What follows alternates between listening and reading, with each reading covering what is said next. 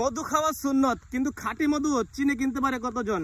So আমি একটা news পেয়েছি যে আমাদের গ্রামে মধু চাষ করার জন্য, অর্থাৎ মধু সংরক্ষণ করার জন্য মৌমাছির বাসা বসানো হয়েছে।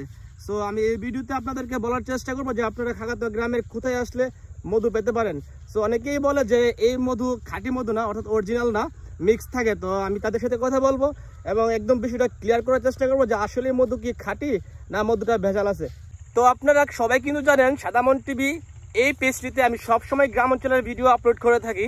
আপনারা যদি আমার পেজটিকে ফলো করে না থাকেন অবশ্যই এখন ফলো করে দিবেন, তাহলে গ্রাম অঞ্চলের ভিডিও সবার আগে আপনি দেখতে পাবেন। তো গাইস, আমি আপনাদেরকে পিছনের ক্যামেরা দিয়ে একটু দেখানোর চেষ্টা করতেছি। এই ক্ষেতের মধ্যে কিন্তু হাজার হাজার মৌমাছির পোকা রয়েছে। সো আমি আপনাদেরকে একটু ভালো করে দেখাই।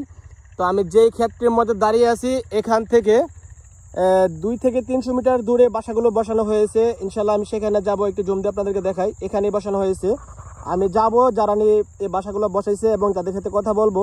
তো গাইস, আমি কিন্তু এখন সেই বাড়িতে যাচ্ছি যেখানে মধুর বাসাগুলো রাখা হয়েছে।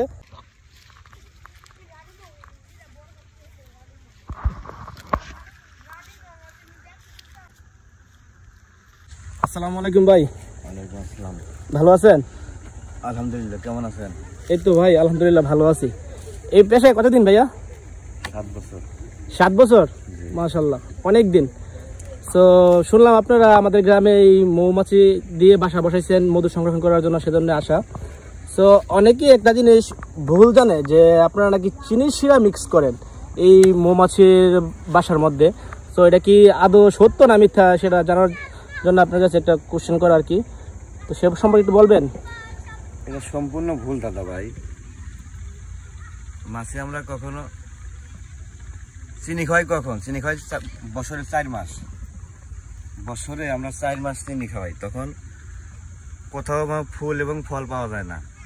ঠিক আছে, ফুল এবং ফল থাকাকালীন চিনি এরা খায় না, দিলেও খাবে না, বুঝছেন? তো আপনি বলতে চাচ্ছেন যে মৌমাছিগুলোকে জীবিত রাখার জন্য, অর্থাৎ বাঁচানোর জন্য আপনারা কিছু সময় চিনি খাওয়ান আর কি। বাঁচা রাখার জন্য যখন খাবার পায় না, ফুল এবং ফল পায় না, তখন আমরা মাছের খাবার দিই, মানে খাবার দিয়ে বাঁচা রাখি আর কি। তখন চিনি পানির সাথে মিক্সচার করে খাওয়াই।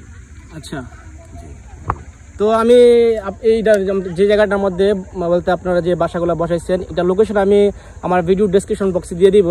ইনশাল্লাহ যারা মধু নিতে চায় তাহলে তো তারা আসতে পারেন নেওয়ার জন্য, ঠিক না? অবশ্যই অবশ্যই। তো আপনারা আমার ভিডিও দেখে যারা আসবে একটু কম তো রাখবেন, ঠিক না? অবশ্যই রাখবো। হ্যাঁ, আচ্ছা। তাহলে আপনারা এই লিটার প্রতি কত টাকা করে রাখেন? সর্বনিম্ন 600 টাকা। আচ্ছা, ভাই বলতে চাচ্ছে যে 1 লিটার মধুর দাম 600 টাকা। আর আপনারা যারা একটা জিনিস জানেন যে ভুল জানেন যে মধু এখান থেকে মধু নিলে আপনারা আসলটা পাবেন না, ভেজাল পাবেন। অ্যাকচুয়ালি তারা মধু যে পোকাগুলা সেগুলোকে বাঁচিয়ে রাখার জন্য কিছু সময় তারা চিনি এগুলা খাওয়াই থাকে, কিন্তু যখন মধু থাকে তখন কিন্তু এই মধুর পোকাগুলা চিনি শিরা কিন্তু খায় না, তখন কিন্তু মধুই খায়, ঠিক না? তো এখন কিন্তু একদম ফুলে বসে, হ্যাঁ ফুলে বসে মধু সংগ্রহ করে। হ্যাঁ, আর এখন কিন্তু ফুলের সিজন, এখন কিন্তু সরিষা ফুল, সব ফুলই রয়েছে। আমি কিন্তু আপনাদেরকে ভিডিওর প্রথমে দেখিয়ে দিয়েছি যে এখন সরিষা ফুলের ফুল সিজন। তো তারা যেখানে মধুর বাসাগুলো বসাইছে, আমাদের যে স্থানটাতে বসাইছে এখান থেকে একটু দূরেই একদম সরিষা ফুলের ক্ষেত দেখেন। তো আপনারা এখানে আসলে সম্পূর্ণ একদম ভেজাল মুক্ত মধু পাবেন ইনশাআল্লাহ, ঠিক না ভাইয়া? জি আলহামদুলিল্লাহ, অবশ্যই 100% মধু। তো আপনারা আসবেন। এই ভিডিওর প্রথম কমেন্টে আমি দিয়ে দিব এই রাস্তার লোকেশন, এই গ্রামের লোকেশন দিয়ে দিব। ইনশাআল্লাহ আপনারা আসলে এখান থেকে মধু কিনতে পারবেন।